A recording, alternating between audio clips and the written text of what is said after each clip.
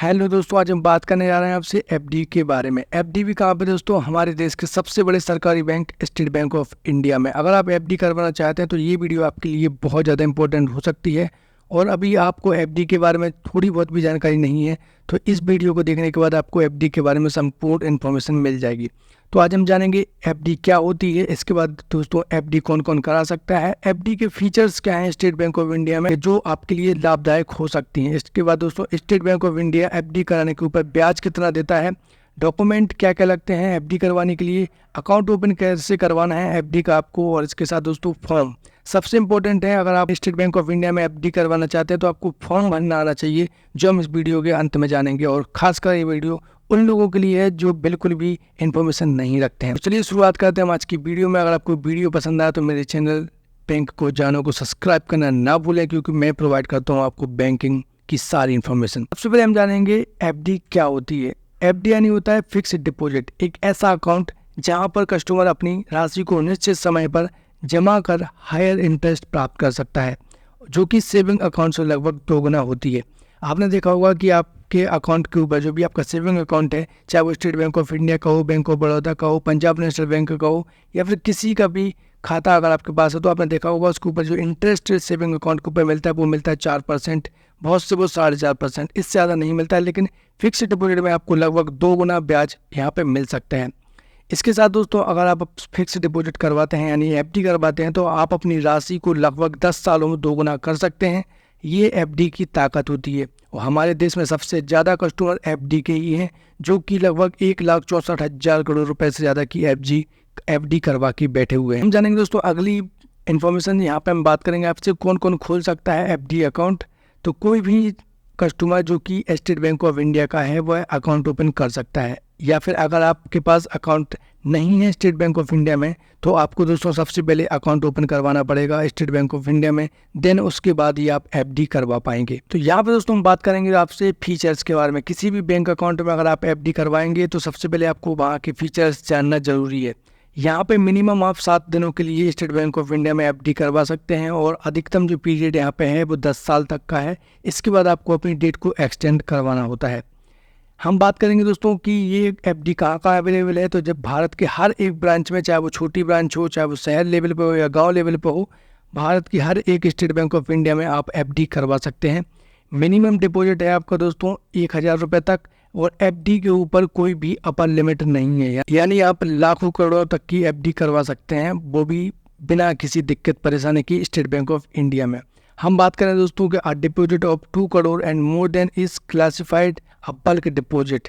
यहाँ पे दोस्तों अगर एक डिपॉजिट 2 करोड़ तक कर सकते हैं और इससे भी ज़्यादा आप कर सकते हैं, बल्क डिपॉजिट आपको करना होगा। यानी जो भी एफडी आप करवाएंगे वहाँ पे आप छोटे पैसे नहीं डाल सकते हैं कि आप 1,000 डाल दें या 5,000 डाल दें या 10,000 डाल दें। आपको एक बार में ही आपकी लंबसम अमाउंट को डिपॉजिट करना होता है, तभी वो एफडी कहलाती है।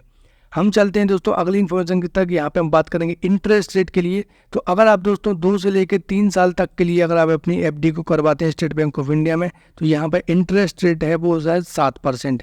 अगर आप 5 साल से लेकर 10 साल के बीच में अपनी एफडी को करवाते हैं तो यहाँ पे स्टेट बैंक ऑफ इंडिया आपको 6.5% का इंटरेस्ट रेट देती है, जो कि बहुत ज़्यादा है किसी भी गवर्नमेंट बैंक के हिसाब से देखा जाए तो। स्टेट बैंक ऑफ इंडिया आप सबको पता है कि ये सबसे सिक्योर भी है। अगर आप किसी कारणवश आपकी ब्रांच डूब जाती है तो आपका पैसा कहीं नहीं जाएगा, आरबीआई आपका पैसा दोस्तों लौटा देगा। इसके बाद हम बात करें दोस्तों, अगर आप स्टेट बैंक ऑफ इंडिया में एफडी अकाउंट ओपन करवाना चाहते हैं तो इसके लिए आपको डॉक्यूमेंट भी पता होना चाहिए, ताकि आपको बार बार बैंक जाके पूछना ना पड़े और आपको परेशान ना होना पड़े। आपके पास दोस्तों आधार कार्ड होना चाहिए एफडी करवाने के लिए, पैन कार्ड आपका होना चाहिए, क्योंकि 50,000 से जो 1 भी रुपये अगर आपके ऊपर हैं तो आपको पैन कार्ड अवश्य लगाना है, तभी आपकी एफडी को कंप्लीट आप करवा पाएंगे। इसके बाद दोस्तों आपको पासपोर्ट साइज़ फ़ोटो और कैश आप अगर जमा कराना चाहते हैं तो आप कैश जमा करवा सकते हैं, अदरवाइज़ आप दोस्तों चेक के माध्यम से और ऑनलाइन पेमेंट के माध्यम से भी यहाँ पर एफडी अकाउंट ओपन करवा सकते हैं स्टेट बैंक ऑफ इंडिया में, वो भी भारत के किसी भी ब्रांच से। अब हम बात करेंगे दोस्तों एफडी अकाउंट कैसे खोला जा सकता है। तो यहाँ पे दोस्तों 2 तरीके हैं एफडी करवाने के लिए। आप चाहे तो सबसे पहले ऑनलाइन जा सकते हैं। ऑनलाइन आपको इंटरनेट बैंकिंग आपके पास होनी चाहिए। इसके ऊपर ही बहुत जल्दी वीडियो आ जाएगी जहाँ पे मैं आपको बताऊँगा कि अगर आप ऑनलाइन एफडी करवाना चाहते हैं तो वो आप कैसे करवा सकते हैं। फिलहाल दोस्तों यहाँ पे हम बात करेंगे ऑफलाइन के लिए। ऑफलाइन में आपको विजिट करना होता है बैंक को। जब तक आप यहाँ पे बैंक विजिट नहीं करेंगे आप अपनी एफडी अकाउंट को ओपन नहीं करवा पाएंगे। तो आज की जो वीडियो है हम बात करेंगे बेसिकली ऑफलाइन तरीके से आप कैसे अपनी एफडी को ओपन करवा सकते हैं। इसके लिए आपको क्या करना होगा तो वो आप जानेंगे। सबसे पहले दोस्तों हमें बैंक जाना है। बैंक जाने के बाद हमें क्या करना है, एक एफडी का फॉर्म लेना है। वो कैसे होगा दोस्तों, वो हम आपको चलते हैं अगली स्लाइड के ऊपर। दोस्तों जब भी आप अपने स्टेट बैंक ऑफ इंडिया में एफडी अकाउंट ओपन करवाने के लिए जाते हैं तो कुछ इस तरीके का फॉर्म आपको बैंक से प्राप्त हो जाता है। ये फॉर्म आप देख रहे होंगे, यहाँ पे ये क्या है, डिपॉजिट राशि है। यहाँ पे अपनी राशि को भरना होता है जो कि आप जमा कराना चाहते हैं या जिस भी राशि की आप एफडी अकाउंट को ओपन करवाना चाहते हैं। तो ऊपर वाला कॉलम है दोस्तों, यहाँ पे दिया गया होता है बेसिकली ब्रांच का नाम और डेट। सबसे पहले आपके आसपास जहाँ भी ब्रांच का नाम है वो यहाँ पे आप डाल देना है और जिस भी दिनांक को आप एफडी अकाउंट ओपन करवाना है वो आपको यहाँ पे डाल देनी है। उसके बाद दोस्तों अगली लाइन है डेबिटेड, उसके बाद स्लैश को नाम करें। यानी अगर आप खुद की एफडी करवाना चाहते हैं तो यहाँ पे आपको अपना नाम डालना है, किसी और की एफडी करवा रहे हैं तो यहाँ पे आपको उनका नाम यहाँ पे डाल देना है। और इसके बाद दोस्तों जितनी की भी एफडी है यहाँ पे आप अपने पैसों को डाल देंगे। पैसे भी आपको दोस्तों यहाँ पर रुपए में डाल दें। यानी कि 50,000 रुपये की आप अगर एफडी करवा रहे हैं तो यहाँ पे बाकायदा आपको लिखना होगा 50,000 ओनली या 50,000 रुपये मात्र। इसके बाद दोस्तों यहाँ पर अपने जो भी 50,000 रुपये जमा करा रहे हैं यहाँ पे आपको नंबर में लिख देना है और यहाँ पे आपको शब्दों में लिख देना है। इसके बाद ये जो जगह है आपको उसमें यहाँ पे कुछ भी नहीं करना है। ये ब्रांच मैनेजर की जगह होती है, वो ही यहाँ पे टिक करते हैं और वो ही यहाँ पे इस फॉर्म को भरते हैं। तो यहाँ पे सबसे पहले कुछ इस तरीके का फॉर्म आपको देखने को मिलेगा। उसके बाद आपको फॉर्म मिलेगा दोस्तों कुछ इस तरीके का अगला फॉर्म। ये होता है मेन फॉर्म जो कि स्टेट बैंक ऑफ इंडिया की एफडी का होता है। इसको आप बहुत ध्यान से समझ लीजिए कि इसमें आपको कैसे भरना है। सबसे पहले यहाँ पे दोस्तों दिया गया है कि यहाँ पे आप क्या ओपन करवाना चाहते हैं, एसपी टर्म या टर्म डिपॉजिट या फिर फिक्स्ड डिपॉजिट। तो यहाँ पे आपको मेंशन कर देना है फिक्स्ड डिपॉजिट आप अगर ओपन करवाना चाहते हैं तो यहाँ पे आपको मेंशन कर देना है या लिख देना है। इसके बाद दोस्तों फॉर द क्रेडिट ऑफ, जिनकी भी आप एफडी करवाना चाहते हैं उनका नाम यहाँ पे आप डाल देंगे। तो यहाँ पे अगर मैं अपने स्वयं की करवाना चाहता हूँ तो मैं अपना स्वयं का नाम डाल दूंगा, किसी और की करवाना चाहता हूँ तो किसी और का नाम यहाँ पे डाल दूंगा। उसके बाद नीचे वाले कॉलम में आपको दोस्तों देखते ही समझ में आ रहा होगा, यहाँ पे आपको रुपए डालने हैं। रुपए भी कैसे डालना है, आपको शब्दों में डालना है। इन चीज़ों का विशेष तौर पर ध्यान रखें कि अमाउंट जो भी आप डालें यहाँ पे बोला गया है रुपीज़, तो रुपीज़ आपको डालना है 50,000 ओनली, ऐसा लिखना है आपको इंग्लिश में। अगर आप हिंदी में जब फॉर्म को लिख रहे हैं तो 50,000 रुपये मात्र आप ऐसा भी लिखेंगे। इसके बाद यहाँ पे आपको भर देना है। यहाँ पे आपको नीचे की इन्फॉर्मेशन कुछ भी नहीं भरनी है। इस वाली जगह पे आपको ब्रांच का नाम डालना है। जैसे कि अगर मैं भोपाल की ब्रांच करूँ तो मेरा भोपाल लगता है तो एमपी का ब्रांच हो जाएगी यहाँ पे। इसके बाद दोस्तों यहाँ पे परपेंडिकुलर में आपको कुछ भी मेंशन नहीं करना है, जस्ट यहाँ पे आपको छोड़ देना है इस वाली जगह को। इसके बाद यहाँ पे अगली लाइन भी दी गई हुई है दोस्त। इसके बाद अगली लाइन में दोस्तों यहाँ पे दी गई है फॉर ऑफिस यूज, यानी कि आपको यहाँ पे कुछ भी नहीं करना है, आपके काम की इन्फॉर्मेशन नहीं है। हमें बनना है दोस्तों ये वाली इन्फॉर्मेशन। यहाँ पे भी दोस्तों आपको फिक्स डिपॉजिट को मेंशन कर देना है, यानी राइट टिक कर देना है और डेट भी आपने डाल देनी है। उसको सबसे इंपॉर्टेंट है दोस्तों यहाँ पे अकाउंट नंबर। यहाँ पे आपको अपना अकाउंट नंबर डाल देना है और डेट डाल देनी है। अकाउंट नंबर कौन सा डालेंगे, जो अकाउंट से आप पैसे कटवाना चाहते हैं या जिस अकाउंट नंबर से आप अपनी एफडी को करवाना चाहते हैं वो अकाउंट नंबर यहाँ पे अपना डाल देंगे। उसके बाद यहाँ पे अगला जो कॉलम दी गई है यहाँ पे आपको सिलेक्ट करना है या फिर लिखना है कि आप कौन सा अकाउंट ओपन करवाना चाहते हैं। तो यहाँ पे हम जो करवाना चाह रहे हैं दोस्तों स्पेशल टर्म डिपॉजिट, ये हम लिख देंगे, यहाँ पे आपको मेंशन कर देना है। उसके बाद यहाँ पे बर्ड इन रुपीज़, तो यहाँ पे मैं ऑलरेडी आपको बता चुका हूँ बर्ड इन रुपीज़ का मतलब होता है कि 50,000 रुपये हम हिंदी में लिखेंगे और इंग्लिश में लिखेंगे हम दोस्तों 50,000 ओनली, अगर आप 50,000 रुपये की एफडी करवा रहे हैं।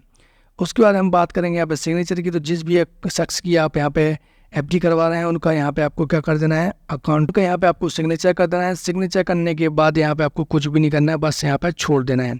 अब आपके काम की इन्फॉर्मेशन ये भी है कि यहाँ पे जो पीरियड है, मंथ है और इंटरेस्ट रेट क्या है, तो ये बैंक वाले आपको भर के देंगे और आपको बताएंगे कि आपको पर्टिकुलर कितने समय के लिए आप जमा कर रहे हैं। उसके बाद मंथ कितने होंगे और रेट ऑफ इंटरेस्ट आपको क्या मिलने वाली है।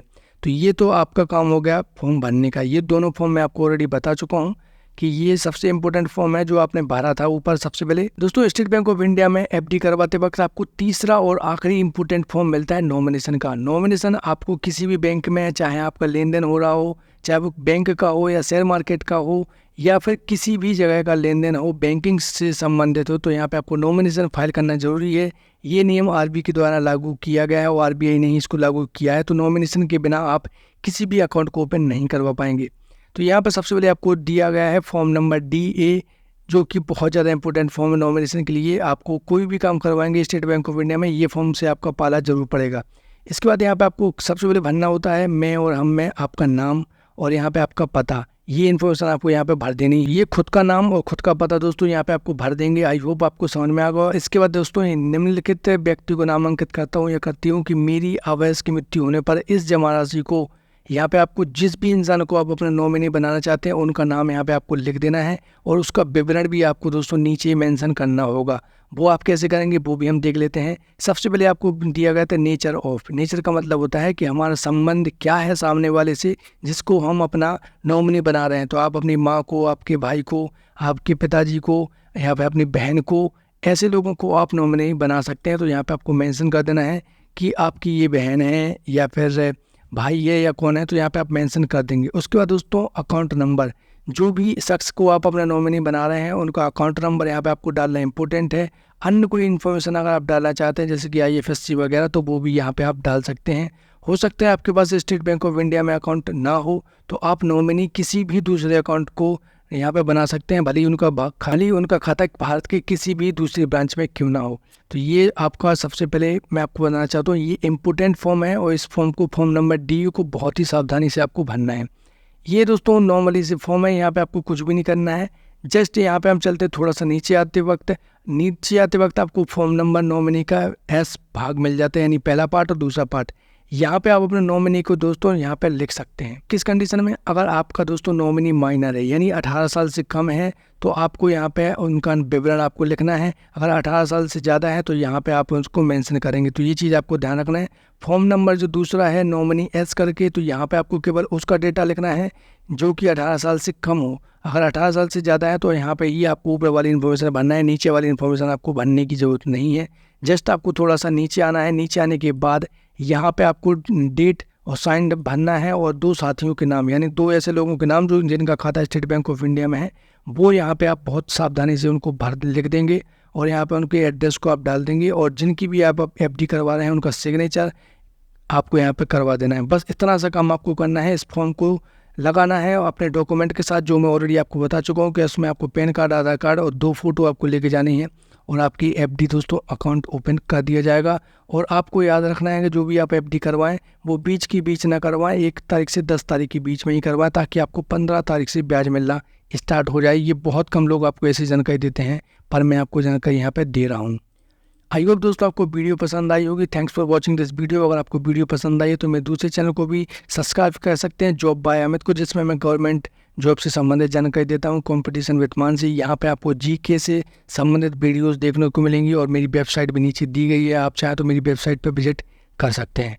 मिलते हैं अगली वीडियो में एक नई जानकारी के साथ। चैनल को सब्सक्राइब करना ना भूलिएगा।